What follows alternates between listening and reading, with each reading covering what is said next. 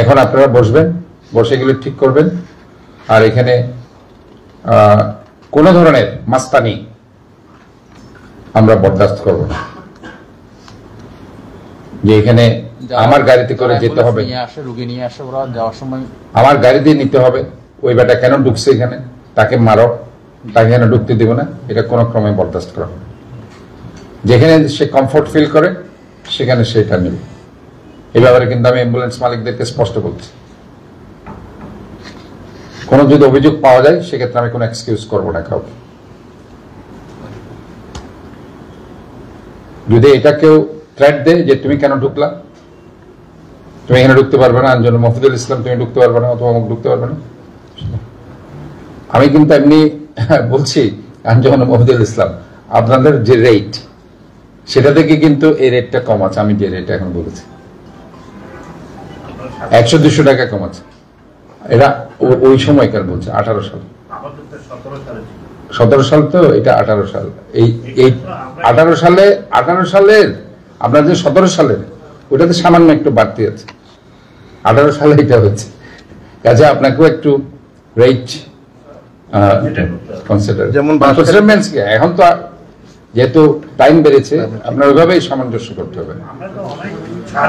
হ্যাঁ, আমি ওটা বলছি না যে এই যে একটা কথা উঠে এসেছে তো একটু আগে, ওইটা আপনি এই যে গম একটু আগে আমি যে রেটটা দিয়েছি আপনার এই রেটটা আমি একটু কম্পেয়ার করলাম, তো এখানে ওই 100-200 টাকা এদিক ওদিক বেশি আছে। তো এটা একটু আপনি এখন যে রেট চার্টটা আপনি ফিক্স আপ করবেন, আমাদের এই রেটের বেসিসেই 18 সালের রেটটা হয়েছে, হ্যাঁ ওটা থেকে একটু কমিয়েছে, মানে আপনার রেটটা দেখে একটু কমিয়েছে। তো যাই হোক, আমার মনে হয় এখন আপনারা রেটটা সেম রাখলে ভালো হবে। একসাথে যদি একসাথে রাখলে সোফার এটা করো। আর আমি আরেকটা মেডিকেল কলেজের পরিচালককে রিকোয়েস্ট করতে চাই, আপনাদের অ্যাম্বুলেন্স 4টা থাকবে কেন, কমে অ্যাম্বুলেন্স বাড়ান। আমার মনে হয় ওই অ্যাম্বুলেন্স গুলো কিভাবে পেতে হবে সেটাও কিন্তু সাধারণ মানুষকে জানতে হবে। একদম চার্ট সব জায়গায় দিতে হবে, দরকার হলে ফোন নাম্বার ওয়ার্ডে দিতে হবে, নিচে দিতে হবে, গেটে লাগিয়ে দিতে হবে যে এই সুবিধাগুলো এখানে পাওয়া যাচ্ছে। এবং আমার মনে হয় মনিটরিং এর জন্য ইজ ভেরি ইম্পর্টেন্ট আমাদের যারা ছাত্র প্রতিনিধিত্ব চট্টগ্রাম মেডিকেল কলেজের, আমি বাইরের ছাত্র প্রতিনিধিত্ব আছেই, বাট আমি চট্টগ্রাম মেডিকেল কলেজের, আমরা এক সময় এই কলেজে কিন্তু 90-এর স্বৈরাচার বিরোধী আন্দোলন আমরাই করেছি। আজকে যে এরশাদ পতন হয়েছিল সে সময় প্রথম আন্দোলনটা কিন্তু আমরা বের করেছিলাম এই মেডিকেল কলেজ ক্যাম্পাস থেকে, ছাত্ররা, আমরা যারা তৎকালীন ছাত্র নেতা ছিলাম। কাজে আমি মনে করি যে চট্টগ্রাম মেডিকেল কলেজের ছাত্রদের সবসময় একটা পজিটিভ একটা ভূমিকা ছিল সবসময়। সেদিন ডাক্তার মিলন ভাই যেদিন মারা যায়, আমার এখনো মনে আছে, 27শে নভেম্বর 1990 সাল, আমরা সেদিন এই মেডিকেল কলেজ ছাত্র দলের, আমি তখন প্রেসিডেন্ট, ছাত্র দল, ছাত্রলীগ, ছাত্র ইউনিয়ন, ছাত্র শিবির, অন্যান্য সমস্ত সংগঠন আমরা একসাথে মিছিল করে বের করি, এবং সমস্ত internee doctors, BMA, Bangladesh medical association, এবং ওই মিছিলে আর্মিরা বেধড়ক লাঠিচার্জ করেছে, কাঁদুনে গেছে মেরেছে, এবং আছে সবাই মিলে। এবং এই সময় এই রব কিন্তু নালাতে পড়ে, ড্রেইনের মধ্যে পড়ে তার পা ভেঙে গেছে, এই প্রফেসর এই রব। তো এগুলো আন্দোলন করেছিলাম আমরা সেই সময়, আমরা কখনো পিছপা হয়নি। কাজে আমি মনে করি যে বাইরের আজকে স্টুডেন্টরা যদি, আমাদের একটা লজ্জার ব্যাপার, তারা আজকে আঙ্গুল দিয়ে দেখিয়ে দিচ্ছে, বাট আমরা কি করছি, আমাদের এই কলেজের স্টুডেন্টরা কি করছে, আমাদের ডক্টররা কি করছে। আমাদেরকে প্রতিটি ব্যাপারে স্ট্রংলি পজিটিভ হতে হবে, কোনো রোগী যাতে শোষিত না হয়। এটা রোগী যখন এখানে আসে অত্যন্ত অসহায় অবস্থা থাকে।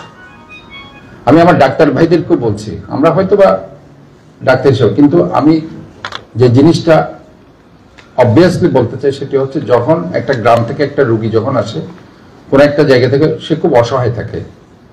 আমি আমার টেবিলে যখন বসি ডাক্তার হিসেবে, যখন আমি লিখতে থাকি, আমি শুধু রোগীকে যদি এটাই বলি যে আপনার রোগীটা ভালো আছে, আমি দেখছি, আপনি চিন্তা করবেন না, এই একটা কথাই না, রোগীর পার্টি আর কিছু চাই না, রোগীর পার্টি এটাই শুনতে চাই যে আমার রোগীটা ভালো আছে। ওই সময় যদি আমি একটু গরম করে অথবা মাথা গরম করে কথা বলে, এটা আসলে হয় কি ওই রুগীর মনটা খারাপ হয়ে যায়। তখন মনে করছে হয়তোবা আমার ওই রুগীটাও বোধহয় খারাপ, আমার সাথে খারাপ ব্যবহার করেছে। তো শুধু কিছুই লাগে না যে ভাই হ্যাঁ আমি দেখছি, তুমি চিন্তা করো না, তোমার রুগীটা ভালো হয়ে যাবে। এবং ওইখানে যদি আমার ডাক্তার ভাইরা যদি তখন একটা রুগী মারা যায়, ওই সময় যদি ফোন করে ওই অ্যাম্বুলেন্সকে বলতে যায় একটা রুগী মারা গেছে, তুমি এই রেটের বেশি নিবা না, এই রেট চার্ট আছে, এটা বললে কোনো অ্যাম্বুলেন্সের ড্রাইভার কিন্তু আর সাহস করে না। কারণ যখন একজন ডাক্তার বলে, সে জায়গায় যখন একটা ওয়ার্ড বয়রা গিয়ে সেখানে সিন্ডিকেট করে কাজ করতে চায়, তখনই ব্যাপারটা হয়।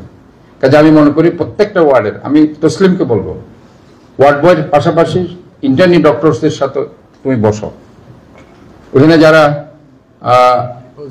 পোস্ট গ্রাজুয়েট ডক্টর আছে, যারা ফেলোশিপ করছে, তাদের সাথে বসো, কারণ তাদেরও একটা ভূমিকা আছে। বিশেষ করে ইন্টার্নি ডক্টরসদের is very important role they should play. কারণ ইন্টার্নি ডক্টরের সাথে সারাক্ষণ সেখানে আছেই।